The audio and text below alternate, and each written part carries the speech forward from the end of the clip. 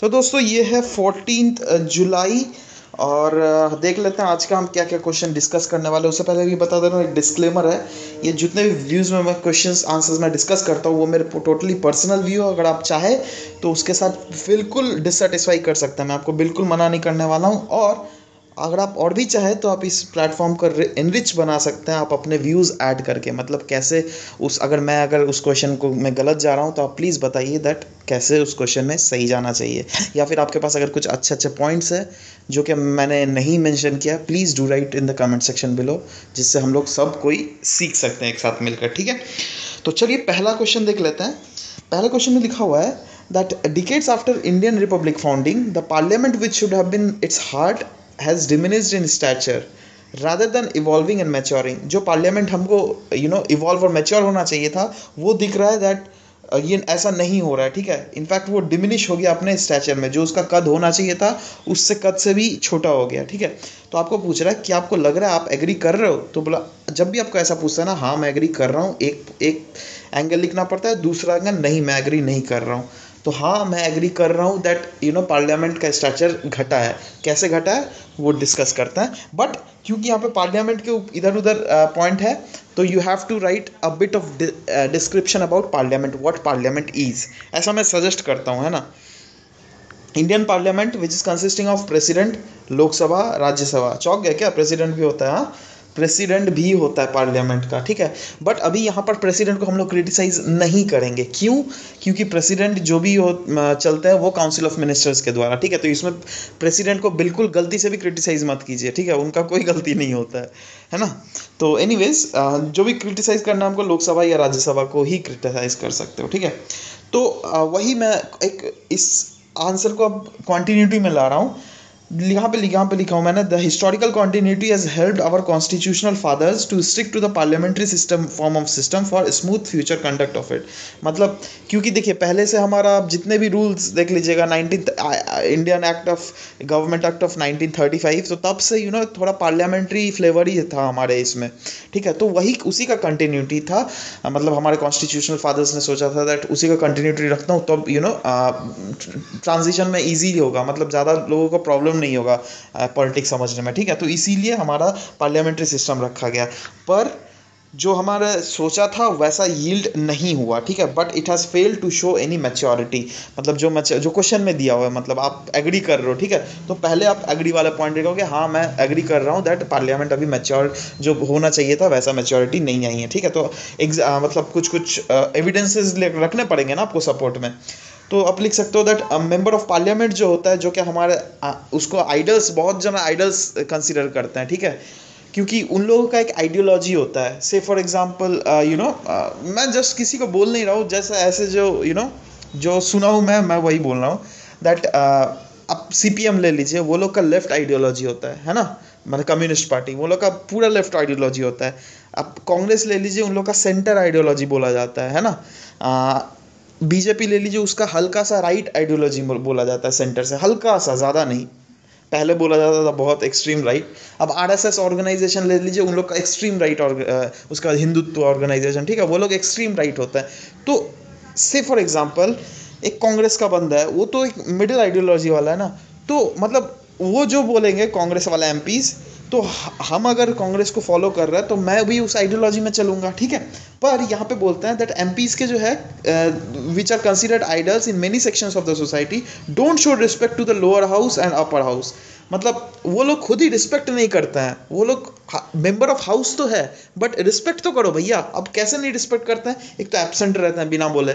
ठीक है, हाउस के भीतर में शाउटिंग मचा देते हैं, आप तो देखते ही होंगे यार, उतना तो आता ही होगा। ठीक है, साथ ही साथ obstructs the functioning of house, pamphlets लेके चले जाएंगे, बोलेंगे नहीं नहीं करने देंगे, टेबल बजाएंगे जोर जोर से। ये सब क्या हुआ? मतलब ये सब तो बचकाने वाला हरकत करता है। और वो लोग इतने बड़े, जो क्या मतलब बहुत सेक्शन ऑफ पीपल उन लोग का आइडल मानते हैं, तब अगर हमारे आइडल ही वैसे करेंगे तो हम क्या क्या करेंगे? समझ रहे बात को? तो यही बता सकते हो दैट ये मैच्योरिटी कहाँ गया यहाँ पर तो मैच्योरिटी दिख ही नहीं रहा है ना एमपीज का। तो ये एक पॉइंट रख दिया। नेक्स्ट लाइन लिखा होगा, many contentious parliamentary provisions are still in force. है ना, मतलब ऐसे बहुत सारे कंटेंशियस पार्लियामेंट्री प्रोविजंस जो कि पहले फॉरफादर्स ने बोले थे जो 10 साल के लिए होगा, ठीक है, 20 साल के लिए रखता हूँ, उसको अभी भी कंटिन्यू रखा गया है। क्यों? अपने पॉलिटिकल गेम के कारण, ठीक है। तो जैसे एग्जांपल भी दीजिएगा, रिजर्वेशन रूल्स पहले क्या बोला गया था that पहले 10 साल तक रिजर्वेशन रूल रहेगा। अब देखिए 10 साल कर करके अभी भी चल रहा है रिजर्वेशन रूल। तो ये कहीं ना कहीं दिख रहा है दैट एमपी जो पार्लियामेंट का जो उन्होंने बोला था दैट, मतलब उतने उतने उसने जो बोला था वो किया नहीं तब, ठीक है। मतलब उसकी ऑथेंटिसिटी जो होनी चाहिए थी वो है नहीं पार्लियामेंट की। तो ये आप दूसरा ब्लॉट बता सकते हो दैट हमारा पार्लियामेंट अभी भी मैच्योर नहीं हुआ है। नेक्स्ट बता सकते हो दैट इंजॉय ऑटोक्रेटिक पावर्स। बहुत जगह ऐसा देखा गया दैट पार्लियामेंट्री लोग जो होता है वो लोग अपना मनमानी करते हैं, ठीक है। जैसे ले लीजिए कोई भी ब्रीच ऑफ प्रिविलेज, ठीक है, बोला गया है ना, पार्लियामेंट्री प्रोविजन दिया गया जिससे क्या कोई भी अगर ब्रीच ऑफ प्रिविलेज करेगा तो उसको पार्लियामेंट सजा दे सकता है। बट ये लोग उस ब्रीच ऑफ प्रिविलेज का गलत फायदा उठा जाता है। कोई अगर एडिटर इन लोग का क्रिटिसाइज करते हैं तो उन लोग को सीधा जेल में भर देते हैं। अभी ये क्रिटिसाइज तो कर ही सकता है भाई, तुम क्रिटिसाइज के लिए क्यों जेल में भर रहे हो? तो आपको पर वो प्रिविलेज का ब्रीच तो मतलब वो लोग बोलते हैं ना, नहीं ये लोग प्रिविलेज ब्रीच ऑफ प्रिविलेज कर रहा है, ठीक है। मतलब तो ये सब नहीं होना चाहिए, ठीक है। वो भी एक ब्लॉट हो गया। साथ ही साथ दे एंजॉय ऑटोक्रेटिक पावर्स। अच्छा ये तो मैंने बोल ही दिया। MPs themselves break rules and regulation. वो लोग बहुत ऐसे केसेस में देखे हैं वो लोग खुद ही रूल्स एंड रेगुलेशंस ब्रेक करते हैं। कैसे? एक तो आपने सुना था आम आदमी पार्टी के किसी विधायक ने वो सरदार जी ने उन्होंने वीडियो रिकॉर्डिंग कर रहे थे, ठीक है। तो ये क्या होगा भाई, आप तो खुद ही जो रूल्स एक पार्लियामेंट का बना हुआ है वो तो अब तोड़ रहे हो। मतलब वो सिक्योरिटी पर्पस के लिए बना हुआ था दैट, क्योंकि 2001 में जो पार्लियामेंट्री जब अटैक हुआ था उसके बाद से बोल दिया गया था दैट कोई भी कुछ नहीं करेगा, और ये पागलपंती कर दिया इन्होंने। तो एनीवेज ये भी अपने बोल सकते हो। नेक्स्ट अब कुछ कुछ तो देखा जाता है मंत्री लोग यूरिनेट इन पब्लिक प्लेसेस, ठीक है। जब आप स्वच्छ भारत अभियान चला रहे हो तो उसके बाद कैसे आप कर सकते हो, ठीक है। क्योंकि देखो ये रिसेंटली मैंने न्यूज़ में देखा था इसलिए मैंने मैटर को ऐड किया। But anyways you can also add your जो आपने ऑब्जर्व किया है वो, ठीक है। Slapping government officials. Air India का केस हुआ था कुछ दिनों पहले, ठीक है। शिवसेना के किसी ने मार दिया था एयर इंडिया के ऑफिशियल को। तो ये क्या है भाई, है ना। आप तो खुद ही रूल्स एंड रेगुलेशंस तोड़ रहे हो, तो कहाँ पर हम पार्लियामेंट को मैच्योर बोलेंगे? पीपल के साथ कनेक्ट उसका लो है ना। क्योंकि पहले दिनों में क्या था ना, पहले दिनों में पीपल के साथ कनेक्ट लो था तो माना जा सकता था क्योंकि उतने टेक्नोलॉजीज नहीं थे। बट अभी भी कनेक्ट क्यों लो है? अभी तो कनेक्ट होना चाहिए ना अभी, मतलब आप, क्योंकि you are representing those peoples, ठीक है। तो आपको उनके भी सुनना चाहिए, तो वो नहीं सुन पाता है। क्रिमिनलाइजेशन ऑफ पॉलिटिक्स ये बहुत मेन फैक्टर है, लेकिन अभी क्रिमिनल्स घुस रहे हैं पॉलिटिक्स में। मतलब हमारा जो जो सोचा था गया था दैट पॉलिटिक्स इतना क्लीन होगा, है ना, पार्लियामेंट क्लीन होगा, कुछ क्लीन नहीं है भाई। सब कोई चोरी चमारी करके भी घुस जाते हैं। मतलब जनरलाइज नहीं कर रहा हूँ, कुछ कुछ है वैसे, ठीक है। मैं नाम नहीं बताना चाहता हूँ, तो anyways, no democratic representation of women, ठीक है। मतलब नो डेमोक्रेटिक रिप्रेजेंटेशन आप लिखिए, क्योंकि वुमेन का रिप्रेजेंटेशन ज़्यादा नहीं है, मियर 11% है अगर आप देखिएगा तो पार्लियामेंट में, है ना। मैं यहाँ पे लेकिन 73rd अमेंडमेंट वाला नहीं बोल रहा हूँ, पंचायती राज, ये पार्लियामेंट का बात चल रहा है, ठीक है। तो वहाँ पर जो रिप्रेजेंटेशन उनका होना चाहिए वो नहीं है। तो ये सब बता सकते हो दैट अभी तक मैच्योरिटी आनी चाहिए थी वो नहीं आई है। बट आप दूसरा एंगल भी रखोगे क्योंकि क्रिटिकली गवर्नमेंट बोला है ना। However it has evolved a bit. कैसे? डिजिटल कनेक्ट बढ़ा है पार्लियामेंट का इंसान के साथ, ठीक है। मतलब नॉर्मल फिजिकल कनेक्ट तो नहीं है बट डिजिटली हम लोग कनेक्टेड है। अभी अगर कोई भी लेजिस्लेशन लाया जाता है पार्लियामेंट पे तो कुछ कुछ ऐसे भी लेजिस्लेशन होते हैं जिसमें नॉर्मल जनता का राय लिया जाता है, ठीक है। तो दैट इज़ मैच्योरिटी ब्रो, वो मैच्योरिटी है, जो लाना चाहिए था वो आ रहा है, ठीक है। यहाँ पे देखते हैं next, all party together in for makes a credible opposition. मतलब देखा गया है दैट कुछ कुछ कभी कभी ऐसे, जैसा अभी बीजेपी वाला ले लीजिए, है ना। तो बीजेपी इतना बहुत ज़्यादा ह्यूज मेजोरिटी में, तो उसमें अपोजिशंस को साथ आना ही है, नहीं तो नहीं होगा। और बहुत सारे केसेस में ऐसे देखे गए दैट अपोजिशन साथ में कोई भी डिसीजन लेती है। तो this is one of the good thing, ठीक है। क्योंकि पहले पॉलिटिकल पार्टीज में से सब पॉलिटिकल पार्टी अलग अलग, ठीक है, कुछ एकता नहीं था। बट अभी कुछ कुछ तो एकता दिख रहा है, तो ये भी एक अच्छा बता सकते हो। सब कोई एक हो जाते हैं किस किस मैटर्स में, नेशनल इंटरेस्ट के मैटर में, जैसे टेररिज्म, ठीक है, उसके बाद इंपॉर्टेंट बिल्स पास के लिए जैसे जीएसटी, ठीक है। तो ये सब को होना भी चाहिए था, ये सब देखा गया था दैट पहले स्टार्टिंग में नहीं था, क्योंकि पहले बहुत जैसे आप स्वराजिस्ट, आपने तो देखा ही होगा यार, सॉरी हिस्ट्री में पढ़ा ही होगा, ठीक है, स्वराजिस्ट, नो चेंजेस, ये सब रहते थे। तो वो लोग का आइडियोलॉजी बिल्कुल अलग रहता था, ठीक है। कहीं ना कहीं उसमें नेशनल इंटरेस्ट में भी उन लोग का आइडियोलॉजी अलग हो जाता था, बट इधर देखा जाता है नहीं, सबका आइडियोलॉजी सब है, सब एक है, ठीक है। तो ये अच्छा है, कुछ मैच्योरिटी लेवल दिखा है। साथ ही साथ प्रोडक्टिव सेशंस कुछ कुछ है जो क्या यू नो अच्छा बात है, मतलब पार्लियामेंट के लिए, जैसे 0 आवर एक्सेट्रा और ऐसी।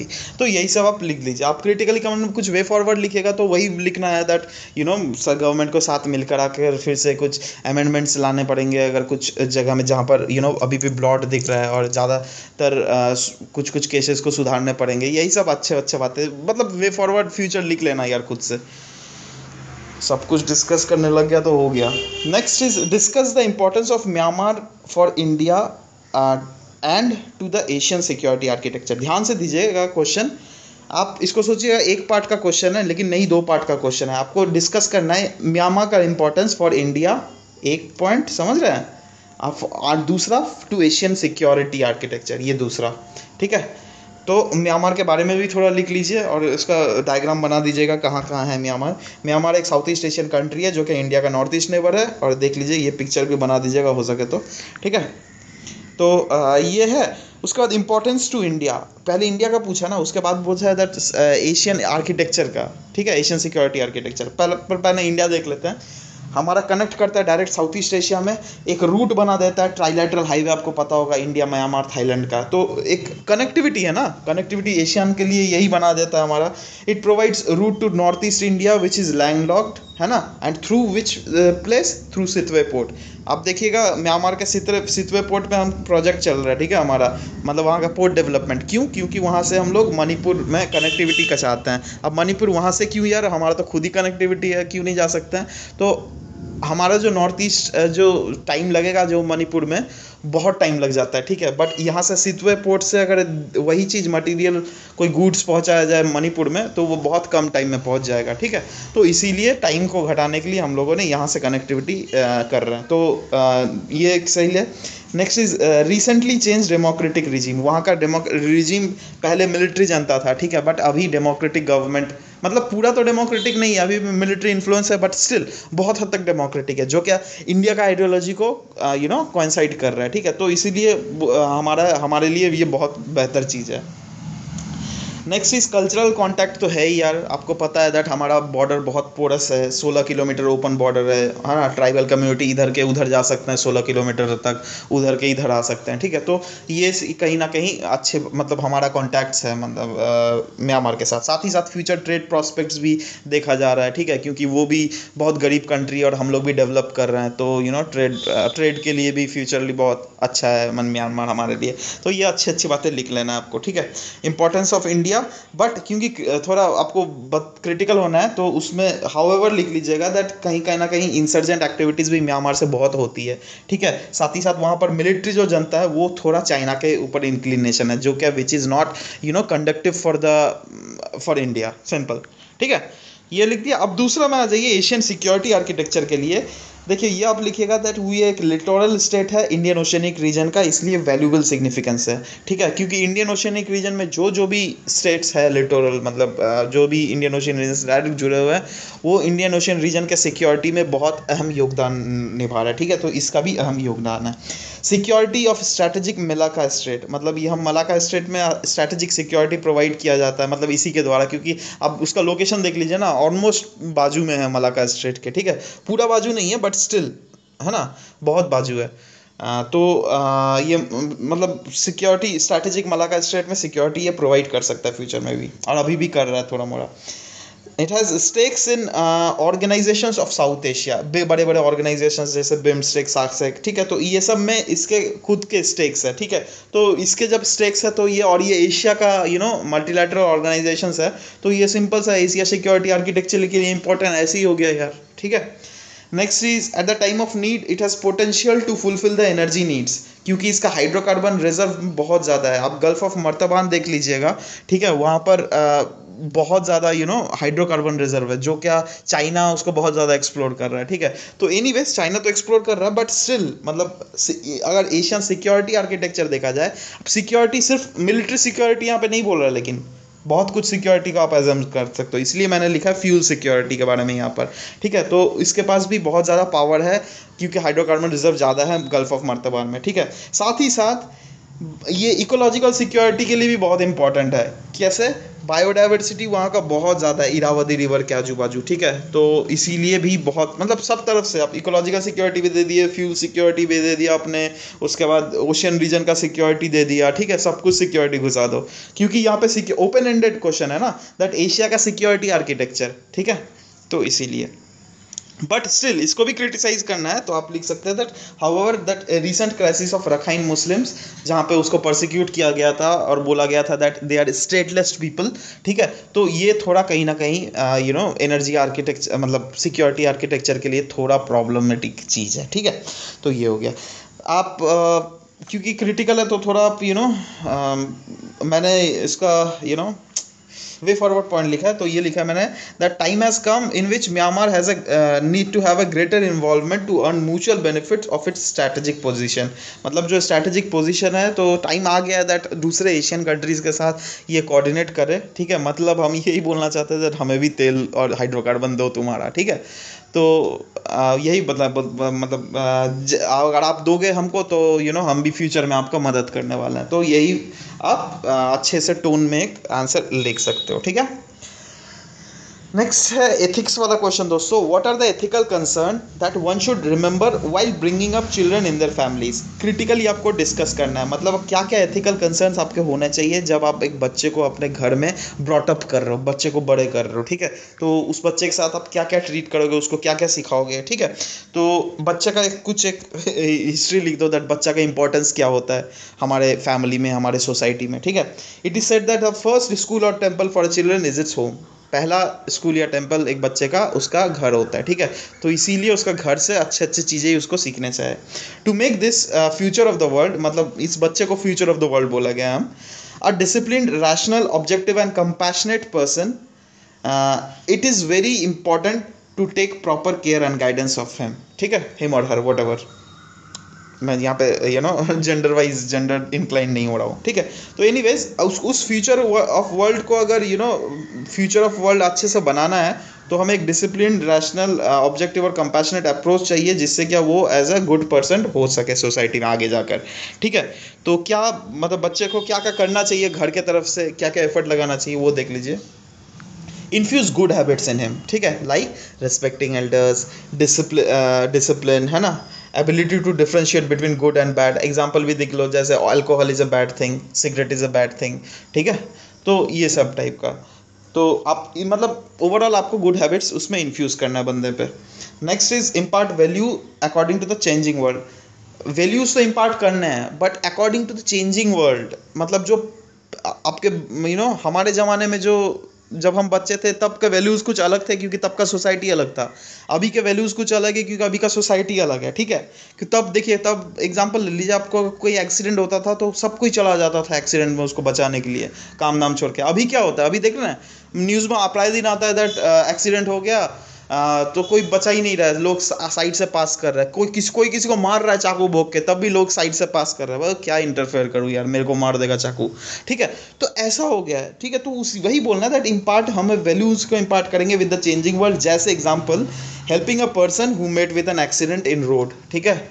तो इस टाइप के वैल्यूज़ अच्छे अच्छे देने हैं, क्योंकि अभी का वर्ल्ड ऑलमोस्ट सेल्फिश वर्ल्ड हो गया है ना, लोगों को अपना सिर्फ पड़ा हुआ है। Next is strong cognitive skills उसको प्रोवाइड करना है, जिससे क्या वो रैशनल डिसीजन ले सके, है ना, और यूटिलिटेरियन डिसीजन हो। अब ये आपको बाउंस कर रहा होगा, रैशनल कॉग्निटिव क्या बोल रहा है ये। कॉग्निटिव मतलब होता है उसको जैसा ब्रॉटअप कर रहे हो ना, उसका एक दिमाग में आप अच्छे अच्छे चीज़ें घुसा दे रहे हो, ठीक है। तो बाद में उसके दिमाग में रहेगा दैट हाँ यार, ये तो मम्मी पापा ने अच्छी अच्छी चीज़ें बोला था, दादा दादी ने अच्छी अच्छी चीज़ें बोला था, ठीक है। तो उसको कहते हैं कॉग्निशन, ठीक है, मतलब याददाश्त। रैशनल डिसीजन मतलब ऑब्जेक्टिव डिसीजन, मतलब ऐसे नहीं दैट वो उस बीजेपी ने बोल दिया दैट बीजेपी अच्छा है तो बीजेपी अच्छा है। कांग्रेस ने बोल दिया कांग्रेस अच्छा है तो अच्छा है, मतलब मैं पॉलिटिक्स का एग्जांपल ले रहा हूँ क्योंकि मेरे दिमाग में भी वही चल रहा है। तो आपको खुद का डिसीजन ले रहा है दैट कौन, मतलब कौन अच्छा कर रहा है तो वही अच्छा है सर, ठीक है। और वो आपका तभी हो सकता है जब आपका कॉग्निटिव स्किल्स ज़्यादा हो सके, आपको पता होता है दैट, आपको पता होना चाहिए दैट गुड एंड बैड क्या होता है ना, क्या अच्छा काम होता है क्या बुरा काम होता है। तो ये रैशनल डिसीजंस लेना है और साथ ही साथ वैसे डिसीजंस लेना है जिससे जो कि यूटिलिटेरियन हो, मतलब to a larger good of people, ठीक है, जिससे ज़्यादा से ज़्यादा लोग फ़ायदा हो सके। ऐसा नहीं दैट 2-3 लोगों का फ़ायदा के डिसीजन ले लो, ठीक है, ऐसा लो जिससे ज़्यादा से ज़्यादा लोग फ़ायदा हो सके। तो ऐसे उस पर चीज़ें हमें घुसाने हैं बच्चे पर, जिससे वो ऐसा हो सके अच्छा इंसान। साथ ही साथ उसे लेसन देना है of honesty and truthfulness which is must in this shellfish world. ये भी बहुत इंपॉर्टेंट पॉइंट है, आप लिख सकते हो। साथ ही साथ we have to teach humanism and humanitarianism to make this world a better place to live in. Humanism मतलब इंसानियत उसे सिखाना है, साथ ही ह्यूमैनिटेरियनिज्म मतलब आपको दूसरे के पैर में दूसरे के जूते में अपने पैर रख कर देखना है, उसको क्या बोलते हैं, है ना, वही चीज़, मतलब दूसरों का भला करना है, सिंपल सा, जिससे कि ह्यूमैनिटी का भला हो सके, ठीक है। तो वैसा लेसन्स बताना है जिससे क्या आपके बच्चे भी इसी राह पर चले, ठीक है, जिससे क्या वर्ल्ड एक better place to live in हो जाए, है ना। तो ये सारे अच्छे अच्छे बात है। आप क्रिटिकली कमेंट करने बोला था ना, क्वेश्चन क्या है यार, हाँ क्रिटिकली डिस्कस, तो क्रिटिकल पॉइंट तो देना पड़ेगा ना। ये सब तो अच्छे अच्छे पॉइंट आपने दे दिया, मतलब हाँ ये करना चाहिए। क्रिटिकल पॉइंट क्या दे सकते हो, मतलब डायरेक्ट ऐसा तो नहीं बोलना चाहिए ना, मतलब ये नहीं करना चाहिए पेरेंट्स को, क्योंकि ये सब अगर आपने लिख दिया दैट हाँ ये सब सारे बातें करने चाहिए, तो ऑफकोर्स हो गया दैट इसके नेगेटिव पॉइंट नहीं करना चाहिए, है ना। तो वो लिख कर कोई फ़ायदा नहीं है, फालतू का नंबर भी नहीं मिलेगा। तो बट क्रिटिकल एनालाइज करो, क्रिटिकल डिस्कस करोगे दैट आप हाँ क्या क्या आपको लिमिट कर लेना चाहिए, मतलब आपको भी as a family as a parent आपको क्या अपने में भी लिमिट करना चाहिए, जिससे कि वो आगे मतलब गंदे रास्ते में न चला जाए, ठीक है। तो however we must also see that the environment around that is a good company of friends, मतलब उसका इन्वायरमेंट अच्छा मिलना चाहिए, ठीक है। हम तो अपने फैमिली की तरफ से फुल कोशिश करेंगे दैट वो सब कुछ अच्छा हो, बट उसका फ्रेंड सर्कल अगर बुरा हो गया ना तो बहुत बुरा हो सकता है, क्योंकि पीयर बहुत ज़्यादा फ्रेंड का इन्फ्लुएंस रहता है लोगों के दिमाग, मतलब इसमें, ठीक है।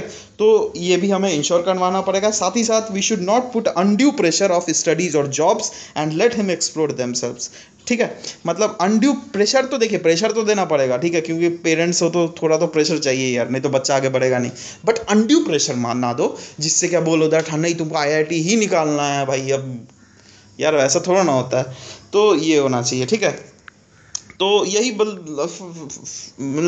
वे फॉरवर्ड में आप लिख सकते हैं that performing all the above mention roles must be supported by maintaining a fine line between love and care and regulating institutions. मतलब एक फाइन, जब भी आप कोई पेरेंट्स ये सब जो भी ऊपर हम लोगों ने डिस्कस किया ये परफॉर्म कर रहा है, तो एक फाइन लाइन पेरेंट्स को भी समझना चाहिए दैट लव और केयर कहाँ पर बच्चे को करे और कहाँ पर उसको रेगुलेट करे, ठीक है। तभी बच्चा एक अच्छा बन सकता है, जो क्या क्वेश्चन ने पूछा है, ठीक है दोस्तों। तो अभी तक के लिए इतना ही रखता हूँ, मिलते हैं कल कुछ नए क्वेश्चन आंसर्स के साथ। तब तक के लिए thank you very much guys.